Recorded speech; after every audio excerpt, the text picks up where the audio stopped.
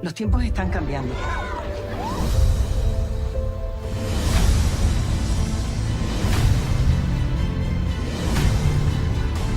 ¿Les has enseñado a no rendirse? No. Me lo enseñan ellas a mí.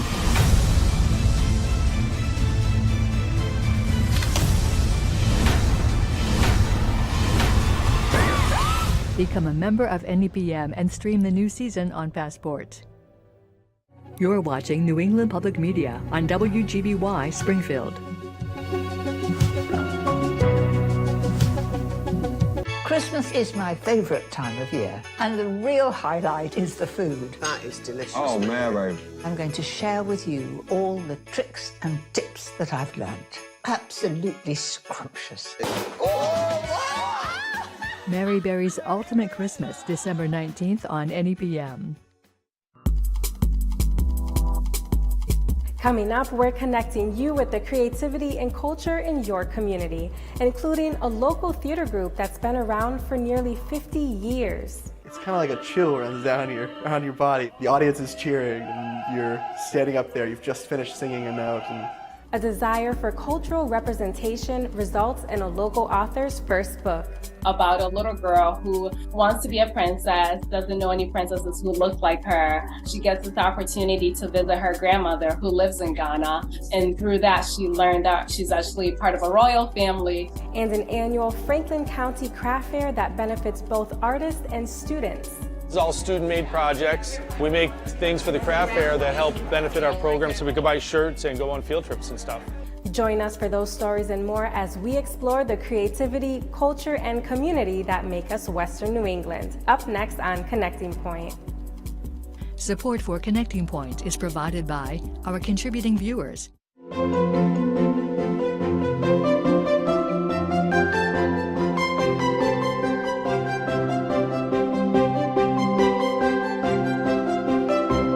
Welcome, and thanks for joining us for Connecting Point, your source for creativity, culture, and community. I'm Saivalis Bauer. Every week, we explore all that the region has to offer, and today we're coming to you from the Berkshire Museum in Pittsfield, Massachusetts. But our first story today takes us to the Pioneer Valley. Valley Light Opera is a community theater group based in Amherst. They draw participants from all over the Pioneer Valley and beyond, and each fall they present a fully staged opera at the Academy of Music in Northampton. Producer Dave Frazier attended the show to learn more about this group that has been around for nearly 50 years. On a recent November evening inside the Academy of Music, members of the Valley Light Opera were rehearsing for their upcoming fall presentation of Die Flaudermaus, one of the most popular light operas around. The group has been performing at the Academy since 2011, but their history goes back well beyond that. Michael Greenebaum is a founding member. Only Linda Greenebaum and I remain from the dozen or so who gathered in Bill and Sally Venman's living room on a cold March day in 1975. Bill and Sally Venman are rightfully known as the founders of Valley Light Opera. It was Gilbert and Sullivan operas that really struck a chord with the founding members. In the early years, the group held their performances in the auditorium of Amherst Regional High School, using classrooms as dressing rooms. And we were able to perform, to rehearse, to build sets, to build costumes right there in that one location, which was wonderful. We were all together, a very cohesive group. It started pretty much focused on Gilbert and Sullivan, but there are only 12 Gilbert and Sullivan shows. And so as time went on and we were repeating the shows several times, we also started thinking about, what also fits with the kind of shows that we like to do.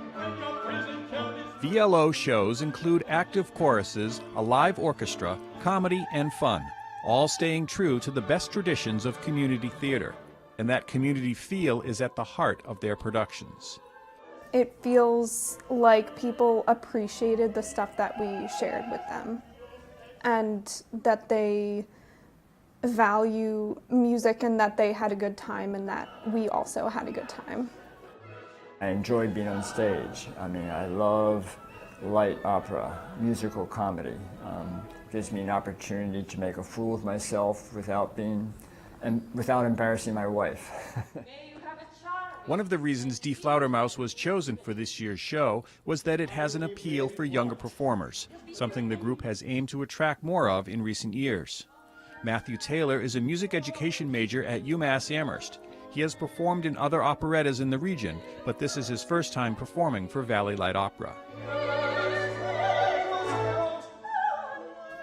Become somewhat of a path in life that I'm wanting to start to head down. So trying to find any and every opportunity I can to perform opera.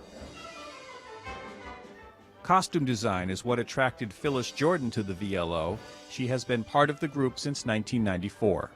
Most of the shows we do make the majority of the costumes new.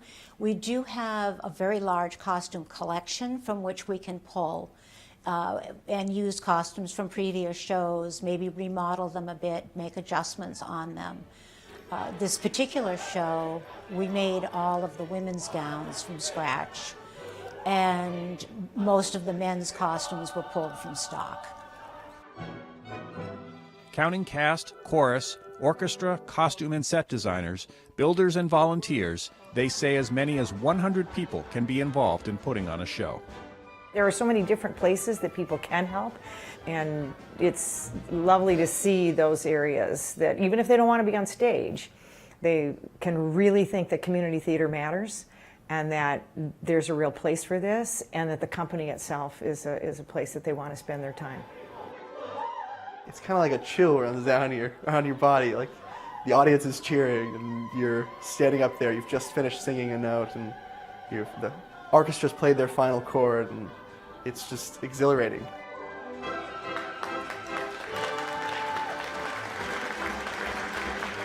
After looking for a book that included some cultural representation for her young daughter, Crystal Boateng realized there weren't many available, so she took matters into her own hands.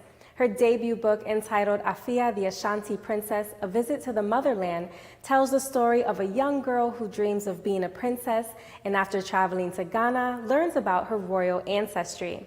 I spoke with Boateng to learn more about the book and how she celebrates her Ghanaian heritage. I actually wrote this book 2 years ago during the pandemic. I think there are so many of us who did a lot of great things during that time of the pandemic, and that was the time when I actually got the inspiration to write this book. At that time I had 2 kids, my daughter Whitney, Ifia, and my son Leo. Whitney at that time was learning how to read, and she was very into princesses, so I wanted to find a book about an African princess, just so she could really connect with the character, and I couldn't really find anything, so I decided to write my own. And I figured, why not write a story that's about her? So I decided to write this book about a little girl who wants to be a princess, doesn't know any princesses who look like her, and then she gets this opportunity to visit her grandmother who lives in Ghana, and through that she learned that she's actually part of a royal family and that she indeed is a princess. Okyeame Kwame turned to Afia and Kofi and said, "We have been awaiting your arrival. Your grandmother mentioned that she was going to bring you here." He then bowed to Nana and said, "Nana Memawo Akwaba," which translates to, "Your Highness, you are welcomed." You also are writing these books to encourage other children to explore their family history or cultural identity. And I think what we've seen in recent years is how important it is for a child to see themselves and see the representation in books and in shows and just in media. What impact does that have on them when they're able to see somebody that looks just like them in these types of books? When I wrote the book, like I said, I wrote it for my children. And then I found out that there were all these other people out there who were actually very interested in it. And sometimes it's like, through random reviews that I read on Amazon about, I had one, I'll give you an example. It was this lady, she's from Kenya, which is also in Africa, right? And so she got the book for her daughter, who was about the same age as my daughter. Her daughter really loved it, connected with it. So exactly to your point, it's just everyone who reads this, right? And it's not even just for children too, right? it's even for the adults, the parents who are reading it or the grandparents that are reading it to the children, just to, teach the children about their family history. So I wrote it also from a parent's perspective too, that, like telling your children where you're from, just so they can become interested to learn more about it. So speaking about educating in cultural heritage and identity, can you tell us what is an Ashanti prince or princess? Ghana has several tribes. There's several tribes here in Ghana. So my family is from the Ashanti region. And so the people from the Ashanti region are known as the Ashantis. So in my book, I talk about Afia and her brother Kofi. They go to the Menchia Palace. That's actually where the king, and there's a real life king who lives there. And so, anyone who belongs to the royal family, is referred to as an Ashanti prince or princess. But, all people from the Ashanti region are known as Ashantis. And so in the book, that's what Afia finds out, that, her family is connected to the royal family. And so she is indeed an Ashanti princess. So you were born in Ghana and then moved to Massachusetts as a child, and you're currently in Ghana right now. So I know you have maintained that cultural connection with your motherland. How did it feel to see this come to life in your book, and how were you able to pick what elements of your heritage that you wanted to include? I always like to add this part, like disclaimer, that I am not really part of the Ashanti royal family, but what I did find out after I wrote this was that I went to go visit my grandmother, who was my daughter's, great grandmother. And when I told her about the book, she said, "Oh, well, did you know?" So my grandmother's father, who's my great grandfather, actually went to the Yasantua War, which I referenced a little bit in the book.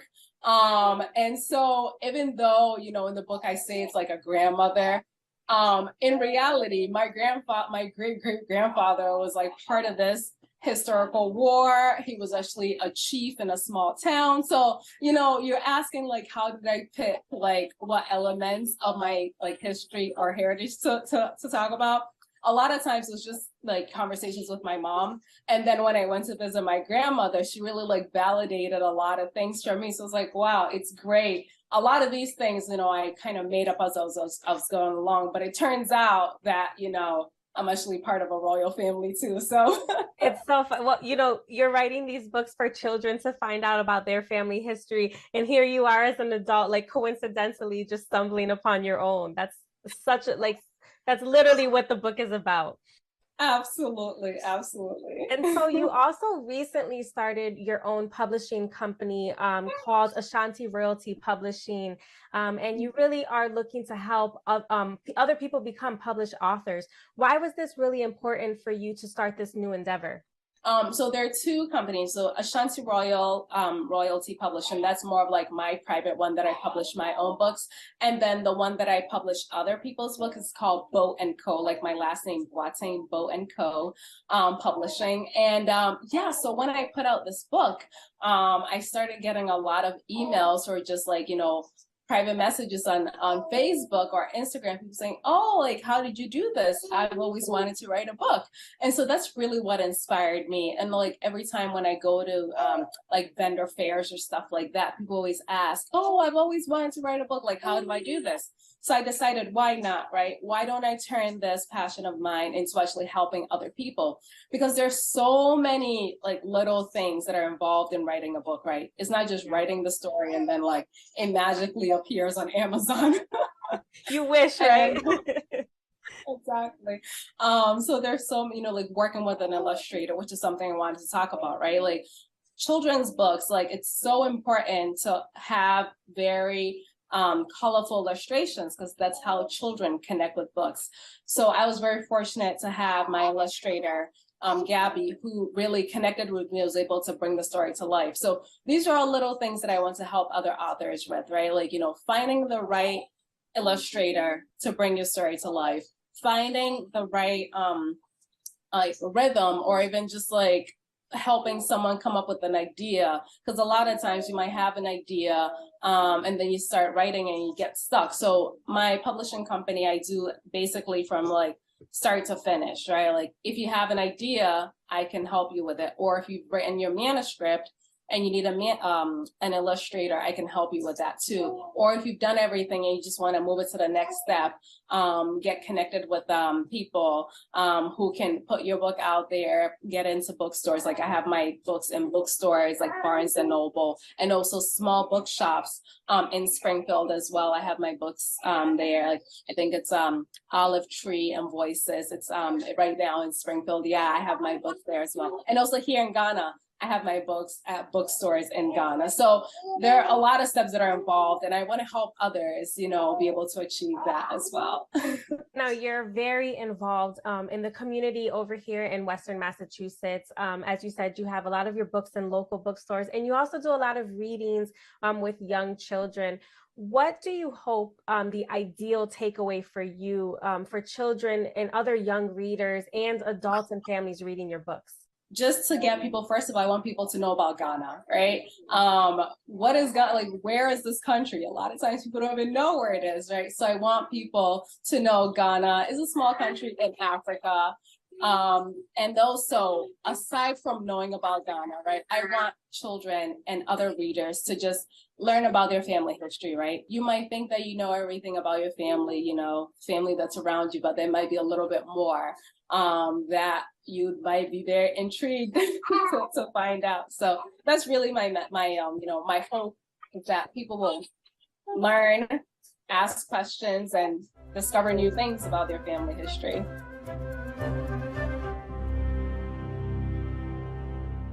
As the calendar year winds to a close, so too does the season for local fairs, but not before the Franklin County Technical School gets to host their Little Drummer Craft Fair. Connecting Point's Brian Sullivan visited the school in Turners Falls to attend the annual event that not only benefits the vendors, but also the school and its students. In general, signs like this one tend to get driven past and unnoticed by about 10 to 15 cars for every one car that turns to follow it, maybe even more. But the event taking place on Saturday, November 19th, here in Turners Falls at the Franklin County Technical School seemed to be throwing that statistical model out the window. I've actually lost count of the number of times I've driven past the sign for a crafts fair. In fact, I've never been to a crafts fair in my entire life. Known as the Little Drummer Craft Fair, it got its start at the Holy Trinity School in Greenfield over a decade ago as part of the Candy Cane Carnival. When that school closed, a relative of the Greenfield organizer, who ran the music program here at the tech school, took it over and used the fair as a means to raise money for the program's drumline. So we did that. All the drumline kids helped out organizing, working at the fair, and all the money, all the proceeds raised went towards that particular music program. Unfortunately, the music program closed down, so we decided that any proceeds were going to go to the Franklin County Tech School students as scholarships. This juried fair features countless vendors scattered throughout the gymnasium, as well as down the hallway leading to the lunchroom. It's a fun and friendly gathering that allows the visitors to browse and purchase, and the vendors to sell and socialize. More than anything, it's just nice to get to see a lot of people who can actually engage with your own art, and you get a sense of what people are interested in, and you get to discuss what you make with them. You get to find out what kind of things really appeal, especially in terms of like people wanting to learn the craft and know more about the nuts and bolts of what goes into it. And that's always really fun to get to actually just engage people about that, because you can't get that if you're sitting at home in your studio. And apparently there's no age restriction on who can set up a booth, as this 9-year-old young man proves. This is his third craft fair, and he gave us a nice little rundown on how he puts together his wood art. I make a list of all these pictures I want printed, and then I cover all the scrap boards with acrylic gel medium or polyurethane, and then I put the picture upside down on it, so the paper is facing up, the plain paper, and then I let that dry for 12 to 24 hours, and then I rub it off with a wet cloth, and then after that dries for a little bit, I sand around it to make it look like it's blending in, and then I oil the whole board. In keeping with the original theme of raising money for school programs, the welding shop gets in on the action every year as well. We teach all kinds of welding, all forms of welding, and we like to have a little bit of fun and raise a little bit of money for our program. So we make some of these projects for the craft fair. So this is all student-made projects, and some of it's stick welded, some of it's MIG welded, and it's all in sheet metal and fabrication. And we make things for the craft fair that help benefit our program so we can buy shirts and go on field trips and stuff. Of course, it's also a chance to get some shopping done. For vendors and patrons alike, this may be the one time per year that they get to cross paths. So it's also a chance to establish relationships. Most of the people are either buying Christmas presents for themselves or they're out here, and I've had more people, because this is my second year, stop by and say, "Oh, I'm glad you're here because I bought one last year for my friend, and I want to buy more of them for my family now." It's just an amazing fair. I'm just so thrilled that it turns people a good profit, especially this time of year. One vendor told me this is her Christmas. This is how she takes care of Christmas at home. These people, I believe, they walk away with a good amount of money, and that's what I want them. I want them to come back next year.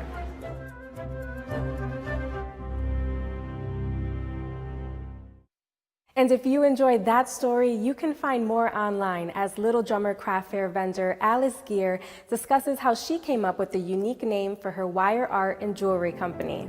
The Kingdom of Colchis comes from Greek mythology, and it is where Jason the Argonaut sailed to retrieve the Golden Fleece from the King of Colchis.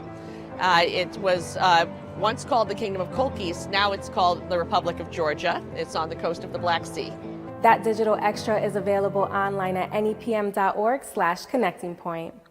In Brave New Worlds, Music from the Americas, renowned violinist Francesca Andreg presents the works of 4 composers from the 19th and 20th centuries whose music showcases sounds and styles from across the world.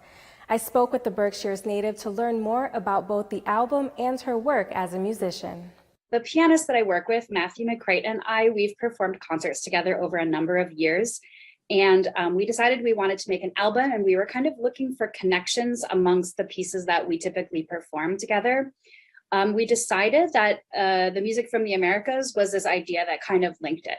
So music by Aaron Copland and Amy Beach from North America, and then Alberto Ginastera and Hector Villalobos from South America. So that was our connection. One of the things that really interested me about your new album was just kind of learning the background of all the different music from throughout the Americas.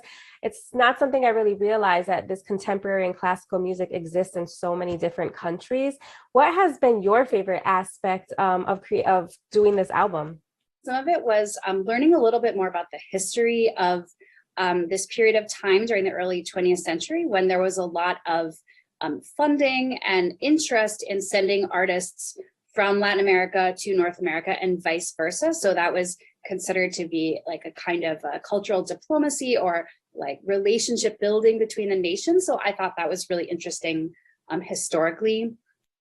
And then I think recording is a very special process as a musician, because it's very time intensive and it's very hard, but you get to sort of listen to, and especially after you've recorded it, when you're listening to how to put it together, and you hear almost like so many different versions of how you could put it together. But I think there's a lot of creativity in what exactly do I want the audience to hear? Because when you're in a live concert hall, of course, there's that wonderful spontaneity, but there's so much that influences what the audience hears that you don't have control over.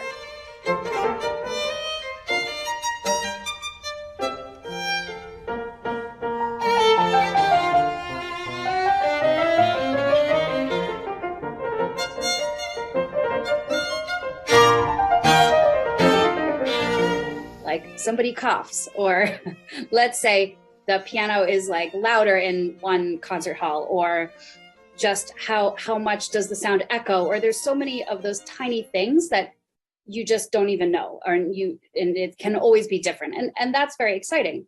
But I think on a recording you have the ability, using technology, to control exactly how much reverberation there is, and just getting really into the details of that, and being really creative with that to say, like, this is really what we want the audience to hear in this piece. And the composers are described for this album are as using music's power to expand our sense of space and time. How do you feel that contemporary music is really good at doing this? That's an excellent question. Thank you. So, so because a lot of times music that's particularly slow will kind of alter our sense of time, right? Or music that has unusually long phrases, and that's certainly true in the third movement of the Amy Beach Sonata for violin. The phrases are like 2 minutes long. I mean, usually we think of phrases as like 4 bars, but these are just so long phrases. And so in that way it can influence. It can also, composers can use music to influence our sense of time in other ways. So sometimes, for example, in the Copland, there's a lot of like unpredictability in how the music unfolds. And I think that also kind of alters our sense of time. So I think there's just a certain freedom to how these particular composers used time, which alters the experience when we listen. And so that's something interesting to realize, as a musician and as a listener. So you grew up in the Berkshires, which is what brings you back to this area for performances. What is it about this area that you love and you just really can't stay away from? I love the little towns. I love to go to Lenox. I love to go to Great Barrington, Stockbridge. And I love the mountains also, because now I live in the Midwest, very flat. And so I miss that, forests and hills around me. So those are just some of the things that I like.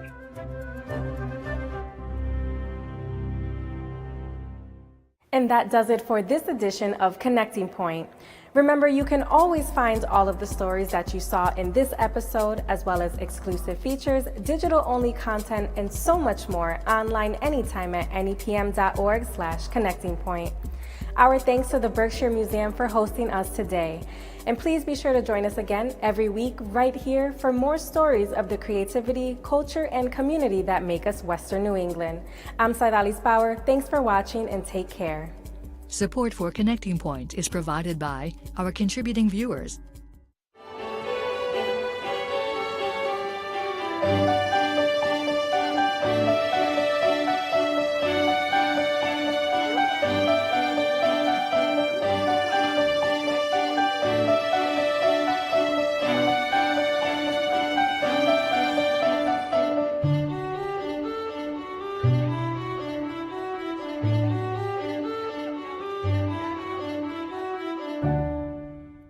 You have 90 seconds starting right now. We're counting down to the new season of As Schools Match Wits. Below. Below is right. Coming soon to NEPM.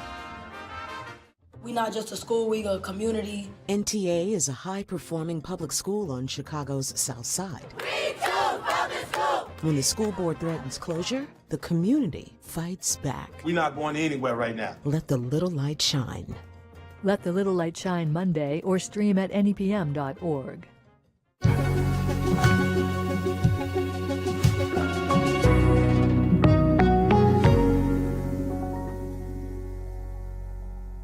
Este año, el equipo de educación de NEPM proveyó recursos a los maestros, compartió contenido educativo de PBS Kids con nuestros seguidores más pequeñitos y entrenó a docenas de adolescentes en el arte de la narración digital a través de Media Lab. Soy Ismarí Santiago Lugo. Es su apoyo el que hace posible nuestro trabajo en la comunidad. Si ya contribuyó, gracias. Si aún no ha donado, tiene tiempo. Visite nuestra página web nepm.org. Le deseamos un próspero y feliz año nuevo.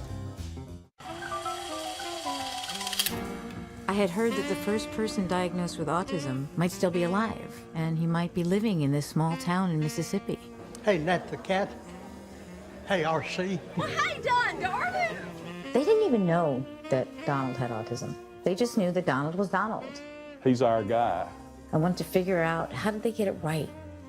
Because they really did get it right. In a Different Key, Tuesday at 9 on NEPM. The Watchtowers subconsciously arouse my creative energy. All these little bits and pieces, they call to me. This manga needlework, it's not in a book. I'm always asking, where can I take this? My work addresses the inner self, how I want to be in the world. It's that single strand being able to accomplish these great feats. Find inspiration on Craft in America December 16th at 9. You're watching New England Public Media on WGBY Springfield. Christmas is my favorite time of year, and the real highlight is the food. That is delicious. Oh, Mary. With my tips on planning, that's yet another job done. And what to cook. I promise you it works. You just trust me. Just fabulous. This is my ultimate guide to the most delicious Christmas ever. Absolutely scrumptious. Mary Berry's Ultimate Christmas, December 19th on NEPM. Local broadcast of This Old House Hour on NEPM is brought to you by Wright Builders, celebrating 50 years of institutional, commercial, and residential construction in Western Massachusetts, committed to ending reliance on fossil fuels, lowering operational energy usage, and reducing embodied carbon. Wright-Builders